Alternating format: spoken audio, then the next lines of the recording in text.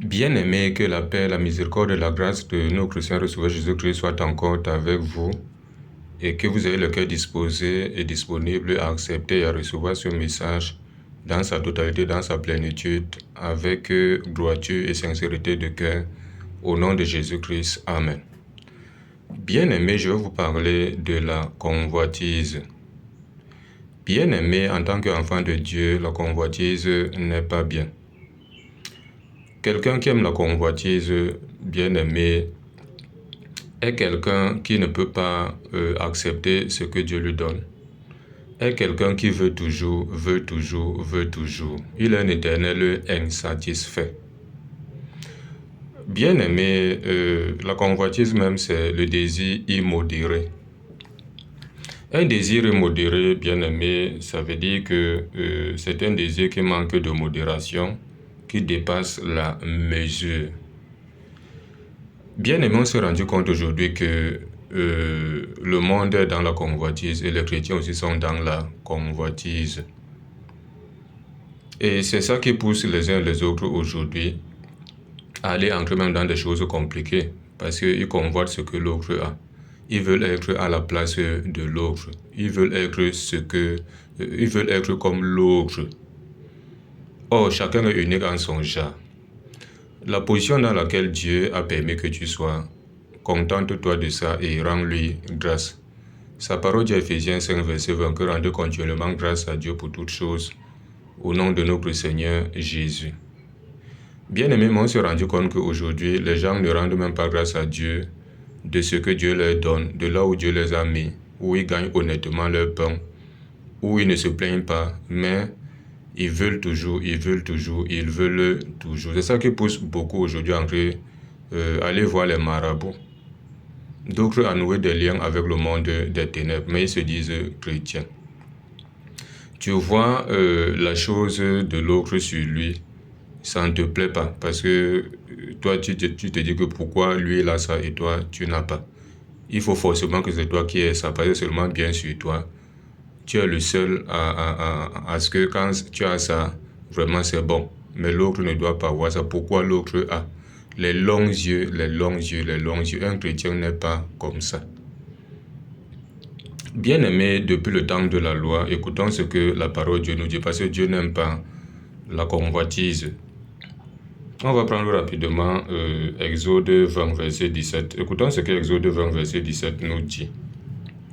Donc on voit ici là que depuis le temps de la loi, Dieu avait interdit formellement au peuple de se lancer dans la convoitise.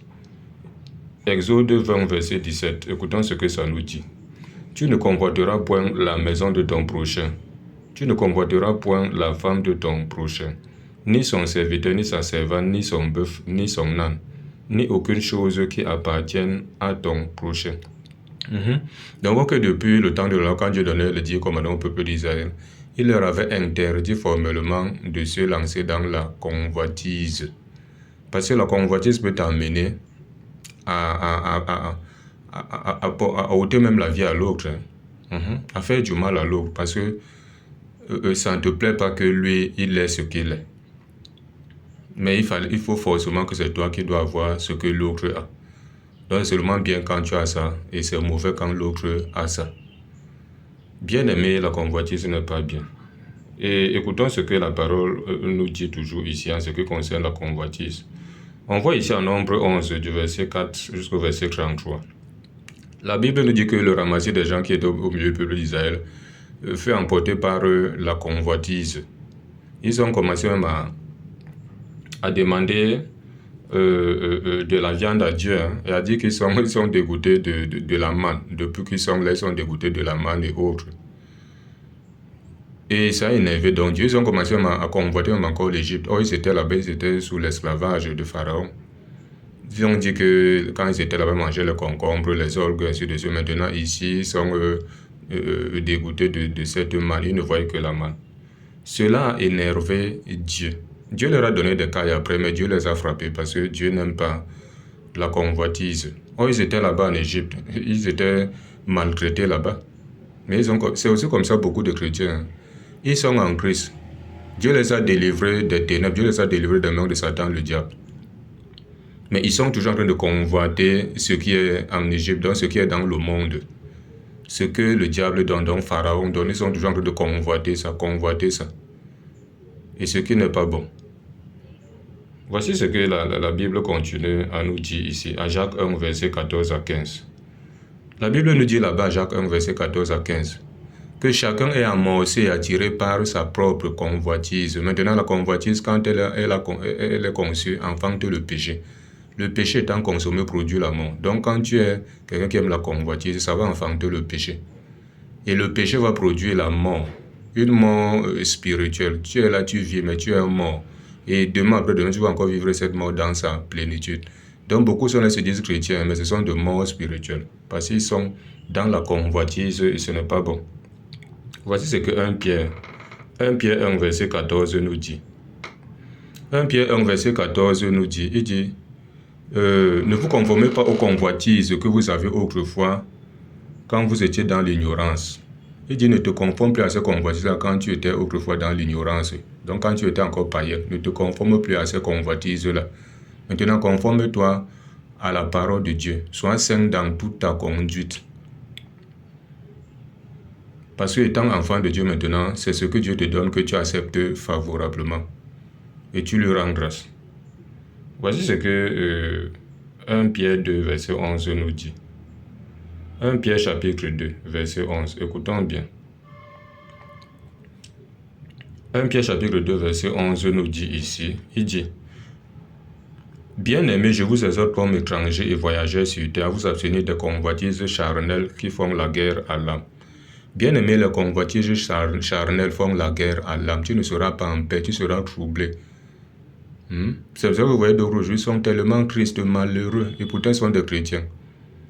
La Bible dit que heureux ceux qui croient sans avoir vu. Donc toi qui crois en Jésus, là, il faut être heureux, mais tu es plutôt malheureux, parce que le cœur est rempli de convoitises. Les saints doigts ne seront jamais les mêmes. Ce que Dieu peut me donner, ce n'est pas la même chose qu'il pourra te donner. Il y a d'autres que Dieu va faire grâce, il va leur donner des choses charnelles. Et d'autres qu'il ne va jamais leur donner ça. Ils vont servir Dieu jusqu'à comme Lazare. À Luc 16, du verset 19 à 31. Lazare était là, il a servi Dieu, n'a jamais rien eu. Donc ne croyez pas que le fait de servir, ça veut forcément dire que vous devez tout avoir. Donc tout ce qu'il y a sur terre ou dans le monde doit vous appartenir. Non, ce n'est pas ça. Voici ce que 1 Jean 2, verset 15 à 17 nous dit. 1 Jean 2, verset 15 à 17 nous dit ici. 1 Jean chapitre 2, verset 15 à 17 nous dit, « N'aimez point le monde ni les choses qui sont dans le monde. » Il dit, si quelqu'un aime le monde, l'amour du Père n'est point en lui. Donc toi qui as l'amour du monde, l'amour de Dieu n'est point en toi. Il dit, car tout ce qui est dans le monde, la convoitise de la chair, la convoitise des yeux, l'orgueil de la vie, ne vient point du Père, mais vient du monde. Et le monde passe sa convoitise, mais celui qui fait la volonté de Dieu demeure éternellement. Fais la volonté de Dieu, tu vas demeurer éternellement.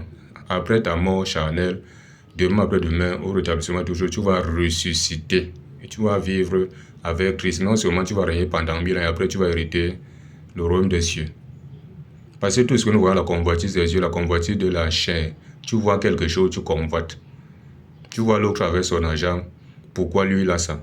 Il fallait que c'est toi qui aies ça. Tu es prêt à tout pour avoir ça. D'autres même, Dieu permet même qu'ils aient le petit commerce, le petit emploi. Mais ils ne se contentent pas de ça, ils ont les longs yeux. Ils veulent toujours aller au-delà, au-delà, au-delà. Ils sont prêts à tout. Ils sont prêts à tout, à toucher les écoles, à aller chez les marabouts, à faire tout pour être à la place de l'autre. Ils font même des coups bas aux autres pour qu'ils prennent leur place. Or, un chrétien n'est pas comme ça. Un chrétien n'est pas comme ça. Fuyez la convoitise. La convoitise n'est pas bien. La convoitise vous pousse à faire des choses qui ne glorifient pas Dieu. Et quand quelque chose ne glorifie pas Dieu, ça glorifie le diable. On dit la convoitise des yeux, l'orgueil de la vie, la convoitise de la chair ne viennent point du Père, mais viennent du monde. Et on sait que le monde est sous la puissance du malin, comme 1 Jean 5, verset 19. Donc ça vient du malin. Quand tu es quelqu'un qui aime la convoitise, tu as envie de servir le diable. Et le Seigneur ne voudrait pas que nous servions le diable. Parce qu'il dit à Matthieu 6, verset 24, il dit, nul ne peut servir deux maîtres, s'attachera à l'un, méprisera l'autre. Ou haïra l'un, aimera l'autre. Donc c'est un seul maître, Jésus-Christ. Laisse la convoitise. Contente-toi de ce que Dieu te donne. Là où il te met, rends-lui grâce. Ce qu'il te donne, rends-lui grâce. Parce que beaucoup veulent même ce que tu as, mais n'en pas. Laisse la convoitise, laisse les longs yeux. Vous allez même trouver d'autres qu'un vêtement, soit ils voient ça sur l'autre. Vraiment, ils sont fâchés jusqu'à... Ils sont prêts à tout pour vouloir aussi ça. Et ce qui n'est pas bien. D'autres même dans les maisons des gens, ils voient des choses... Ils sont fâchés jusqu'à... Dans leur prière, vraiment, ils prient même mal contre la personne. Parce que tout pour eux, rien pour les autres. Un chrétien n'est pas comme ça. Ok, dans la paix, au nom de Jésus. Amen.